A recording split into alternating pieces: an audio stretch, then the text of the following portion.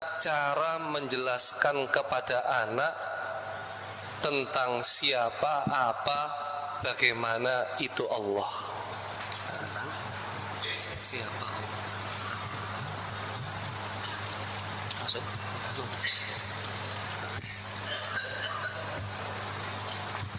Baik.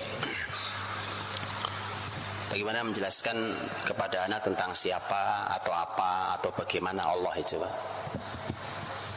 Begini,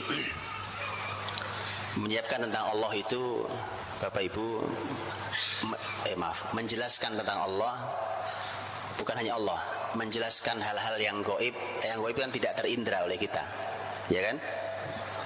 Gak bisa kita indra, surga, neraka tidak terindra.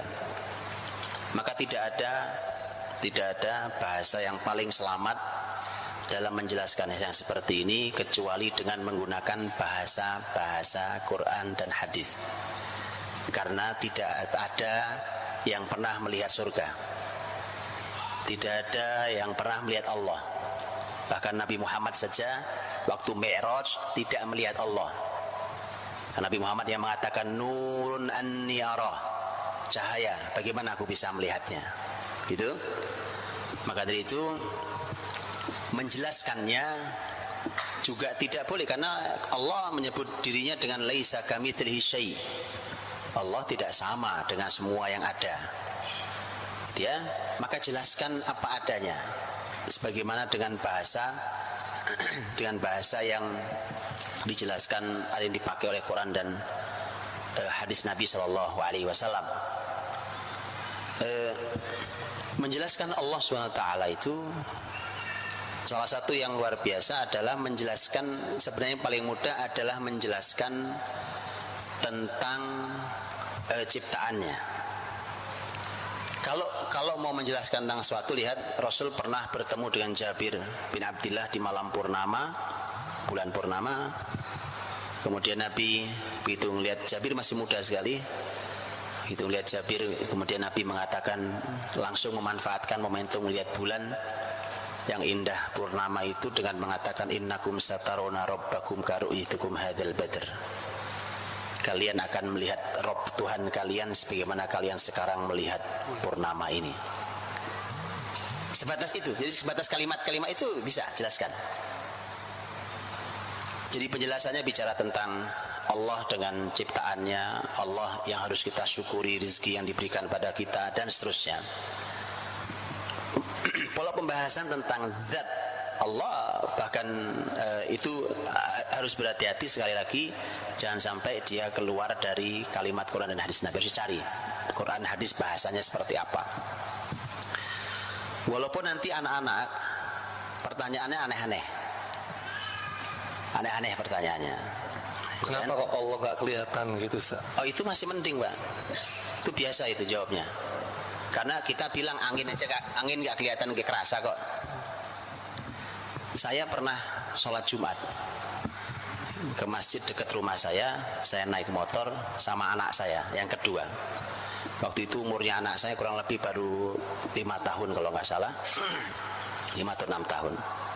Selesai sholat Jumat, saya pulang motoran lagi, anak saya nanya, "Bi, Allah sholat Jumatnya di mana?" Nah, silahkan angkat tangan siapa yang bisa jawab. Kasih hadiah, Ustaz. Kasih hadiah. Ayo angkat tangan. Lihat ya. Jadi intinya, Pak, ini rahmati Allah. Bicara Allah sholat Jumatnya. Kita jawab Allah nggak sholat Jumat, salah buat dia kan loh. Kita aja orang soleh sholat Jumat, masa Allah nggak sholat Jumat? Kan bayangan anak kan begitu kan? Persis sama kayak anak senang banget dengan es krim, nanya di surga ada es krim nggak, Mak? Kalau antum jawab ada, antum ngarang. Coba di ayat mana, di hadis mana es krim ada? Betul kan? Kan hal yang gaib tidak boleh dikarang. Iya kan? Kalau pohon korma ada dalam hadis Nabi SAW, begitu kan? Pasar, menurut sebuah riwayat pasar ada riwayatnya. Es krim nggak ada. Nggak ada riwayatnya. Jadi kalau antum bilang ada, nak, salah. Kalau antum bilang tidak ada, bahaya buat anak. Betul ya? Males masuk surga. Bahaya anak masuk surga gak mau, ya kan? Paham Bapak Ibu? Jadi jawabnya itu memang harus pakai kalimat-kalimat ayat dan kalimat-kalimat hadis. Pahami dulu akar permasalahan yang ditanyakan anak-anak tentang Allah, tentang hal yang gaib. Tadi umpamanya nanya surga neraka, yang masalah es krim, kan itu sebenarnya inti permasalahan es krim yang ditanyakan, dan mobil remote. Itu kan sebenarnya intinya anak-anak pengen bersenang-senang di surga, betul ya? Jadi ingin senang, karena itu yang dia pahami tentang kesenangan, yang paling dia senangi, maka itu yang ditanyakan. Dia harus mendapat jaminan, saya mau senang-senang loh di surga, masuk ada atau enggak ada. Jadi intinya kesenangan. Berarti masalahnya bukan es krim, masalahnya kesenangan. Begitu maksudnya, paham ya? Kalau kesenangan, Quran sudah bicara tentang surga. Contohnya adalah ayat lahum ma yasha'una fiha waladaina mazid. Mereka penghuni surga itu berhak mendapatkan apa saja yang mereka mau. Ini kan maunya es krim sekarang, tapi nggak ada es krim di surga. Maksud saya nggak ada teksnya, tapi Quran jelas memberikan kalimat umum. Mereka akan mendapatkan semua yang mereka mau. Bahkan kami punya tambahan lagi, bukan cuma yang kalian mau, lebih dari nikmat lagi. Itu aja sampaikan. Iya nak, begini, kamu nanya es krim ya, gini, Allah itu nanti kalau dari kalian masuk surga, apa yang kalian mau Allah pasti beri, bahkan Allah tambahi lagi yang lain. Salah apa tidak salah kalimatnya? Tidak salah, saya baca ayat. Saya baca ayat, bukan? Masalah anak menafsirkan sendiri tidak dosa dia, Pak. Apalagi dia belum balik, memang ilmunya baru sampai segitu, gak ada masalah. Anak puas dengan, kalau gitu ada es krim itu tafsiran dia, bukan kalimat saya. Paham ya? Begitu pula dengan Allah yang sholat Jumat tadi itu. Udah ketemu jawabannya? Ya kan? Kan maksudnya anak ini sedang mengukur sesuatu. Jadi pahami dulu masalahnya. Kayak tadi saya bilang, ini es krim itu masalah kesenangan. Ini masalah sholat ini, kan Bapak Ibu, kan kita harus memahami sholat itu fungsinya apa sih? Sholat itu kan kita lakukan aqibis sholata li dzikri. Dirikanlah sholat untuk mengingat aku, kata Allah. Loh, ini kan sholat malah kita mau mengingat Allah. Dan sholat itu ternyata kan pembahasan tentang sholat, karena itu adalah salah sebagian dari bentuk syukur kita. Karena Nabi Muhammad ketika di dialog dengan Aisyah radhiyallahu anha tentang kaki beliau yang bengkak karena kelamaan sholat malam, kemudian Nabi menjawab, afala akunu abdan syakura. Jadi ternyata sholat itu bukti syukur. Karena kita bersyukur nikmat Allah banyak banget, saya sholatnya rajin.